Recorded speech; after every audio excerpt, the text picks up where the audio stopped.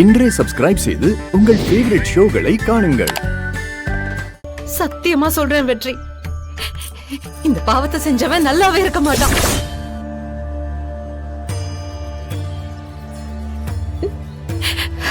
வெற்றி, எங்க வீட்ல எந்த பிரச்சனை நடந்தாலும் அதை தீர்த்து வைக்க ஆளா நீங்க தான் வருவீங்க. இந்தியாவை நீங்க தான் எனக்கு காப்பாத்தி கொடுத்தீங்க. கோவில்ல சிலையையும் நீங்க தான் காப்பாத்தி கொடுத்தீங்க. உங்களை தவிர வேற யாராலையும் எனக்கு உதவி செய்ய முடியாது. ப்ளீஸ் எனக்காக ஒரு உதவி பண்றீங்களா? என்ன பண்ணணும்னு சொல்லுங்க. இந்த தாலியை கட்டினது யாருன்னு நீங்க எனக்கு கண்டுபிடிச்சு சொல்லணும்.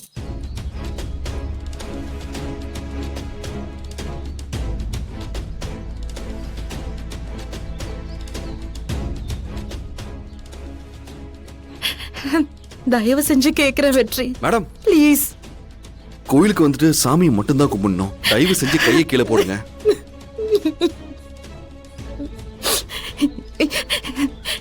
என் கண்ணுக்கு நீங்க தான் கடவுளா தெரியுறீங்க வெற்றி. மேடம் அப்படிலாம் சொல்லாதீங்க மேடம். அழாதீங்க மேடம். என் மேல உங்களுக்கு நம்பிக்கை இருக்குல்ல?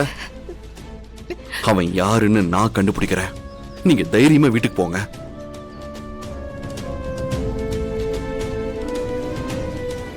சொல்ல அஞ்சலி. ஏன் குரல் ஒரு மாதிரி இருக்கு? இல்லையே, நல்லா தானே இருக்கு.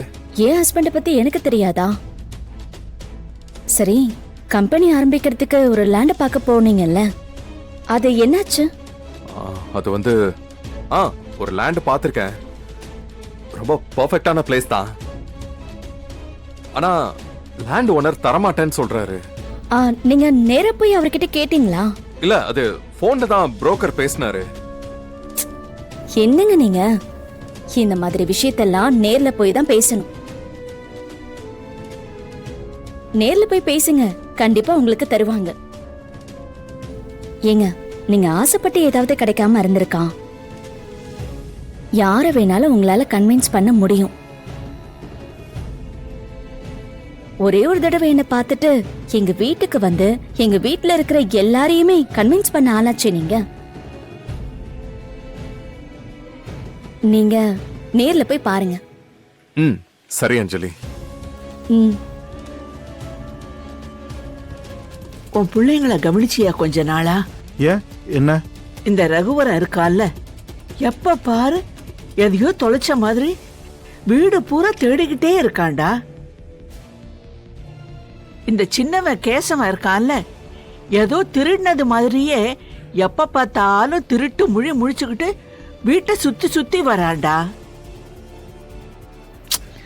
அவங்க ரெண்டு பேருக்கும் ஏதோ பிரச்சனை இருக்குடா.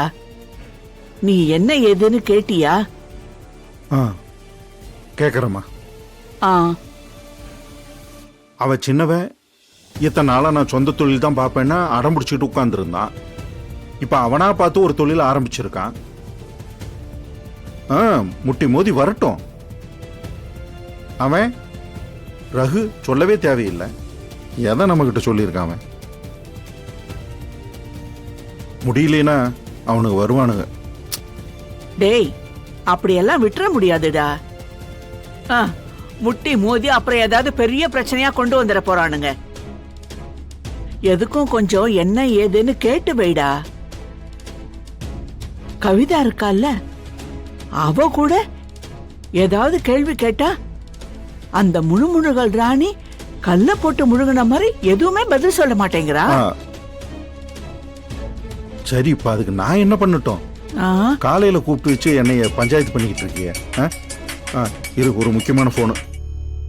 கடவுளே, உன் மேலையும் என் காதல் மேலையும் இருக்கிற நம்பிக்கையில தான் உன் கழுத்துல இருந்த தாலியை கழட்டி நான் துளசி கழுத்துல கட்டினேன்.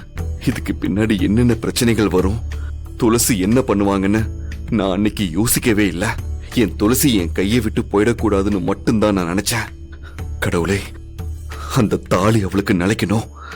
நானே அவளுக்கு புருஷனா வரணும். கடவுளே, எந்த சூழ்நிலையிலையும் துளசி என்னை விட்டு பிரிஞ்சு போயிடக்கூடாது. அதுக்கு நீதான் எனக்கு துணையா இருக்கணும். எனக்கு தெரியும், என்னை சுத்தி நிறைய பிரச்சனைகள் இருக்கு. ஒரு பக்கம் அப்பா எனக்கு அந்த திவ்யாவை கட்டி வைக்கணும்னு முயற்சி பண்றாரு. இன்னொரு பக்கம் துளசி என் கழுத்துல யாரு தாலி கட்டினாங்கன்னு நீதான் கண்டுபிடிக்கணும்னு என்கிட்ட கேட்டிருக்கா. தாலி கட்டினது நான் தானே தெரிஞ்சா அவ என்ன சொல்லுவான்னு எனக்கு தெரியல. அத நினைச்சா ஒவ்வொரு நிமிஷமும் எனக்கு மரண வேதனையா இருக்கு. கடவுளே, இதுக்கிடையில அவங்க மனசு மாறணும். எல்லாத்தையும் சரி பண்ணி எங்க 2 பேரையும் சேர்த்து வைக்க வேண்டியது உன்னோட பொறுப்பு. நான் முழுக்க உன்னை மட்டும் தான் நம்பியிருக்கேன். என்னோட வாழ்க்கை துளசியோட தான். அதுக்கு நீ தான் துணையா இருக்கணும். ஜாதகத்துல தோஷம்.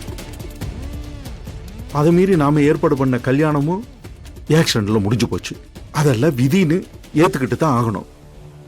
அந்த குழந்தைய கூட்டிட்டு வந்துட்ட பிறகு அவன் மனசு சங்கடப்படக்கூடாதுன்னு நம்ம கல்யாண பேச்சே எடுக்கல. கோயில் குறுக்குள்ள ஒரு நல்ல ஜாதகத்தை சொன்னாரு. அப்ப கூட நாம என்ன பண்ணோம்? இவளை சங்கடப்படுத்த வேண்டாம்னு தட்டி கழிச்சோம். பூக்கடைக்காரன் ஒரு ஜாதகத்தை கொண்டு வந்தப்ப என்ன சொன்னோம்? அவன் மனசை இப்ப சங்கடப்படுத்த வேண்டாம், கொஞ்சம் நாள் ஆகட்டும் அப்படின்னு தானே தட்டி கழிச்சோம். இன்னைக்கு இது ஐயர் மூலம் வந்த வரன். நல்ல ஜாதகமா இருக்கேன்னு அவளை கூப்பிட்டு பேசணும். அப்படித்தானே அவகிட்ட பேசி பையனை கூப்பிட்டு எல்லா ஏற்பாடும் பண்ணோம். அன்னைக்கெல்லாம் சரி சரின்னு தலையாட்டிட்டு இன்னைக்கு வந்து இன்னொரு 2 மாசம் கழிச்சு சொல்றேன்னு சொன்னா என்ன அர்த்தம்? நம்ம பொண்ணு நம்ம கிட்ட சொல்றதை ஏத்துக்கலாம். ஆனா நான் போய் அந்த பையன்கிட்ட அப்படியே சொல்லிட்டு இருக்க முடியுமா? எந்த மூஞ்சியை வச்சுக்கிட்டு நான் மாத்தி மாத்தி பேச முடியும்? இப்படியே மாத்தி மாத்தி பேசிட்டு இருந்தா ஒரு கல்யாணங்கிறது கல்யாணம் மட்டுமா? அதுக்கு பின்னாடி எவ்வளவு பிரச்சனைகள் இருக்கு. இப்ப இந்த கல்யாண தேதி முடிவாச்சுன்னா தானே நான் பணத்துக்கு என்ன ஏதுன்னு ஏற்பாடு பண்ண முடியும். ஏற்கனவே ஃபேக்டரியில கல்யாணத்துக்கு வாங்கி, அஞ்சலி கல்யாணத்துக்கு வாங்கி, சடங்குக்கு வாங்கி, இனிமேல் 10 பைசா வாங்க முடியாது. நம்ம வெளியே எங்கேயாவது கடன் வாங்கலாம்னா வாங்குற நிலைமையிலேயே நம்ம இருக்கோம். ஏற்கனவே ஒரு முறை கடன் வாங்கிட்டு நம்ம பட்ட அவஸ்தை போதாது.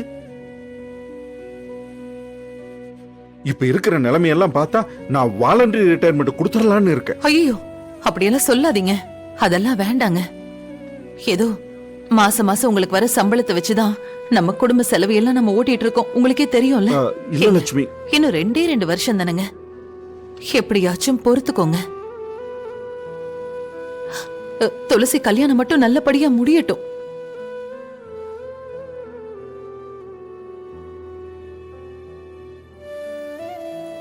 ஏங்க, நான் இப்ப போய் துளசி கிட்ட பேசி பாக்குறேங்க. சரியா? லட்சுமி, ஏதோ பெத்தவன் ஆதங்கத்துல மன கஷ்டத்துல பேசுறேன். இதே மாதிரி போய் துளசிட்ட பேசிடாத. இல்லங்க, அப்படியெல்லாம் பேச மாட்டேன். பார்த்து பொறுமையா பேசு. சரி. 2 மாசங்கிறது 1 மாசத்திலேயாவது ஒத்துக்க சொல்லு. ஆனா முடிவா தீர்மானமா இருக்க சொல்லு. நான் கேட்டு பாக்குறேங்க. பொறுமையா பேசுறேன்.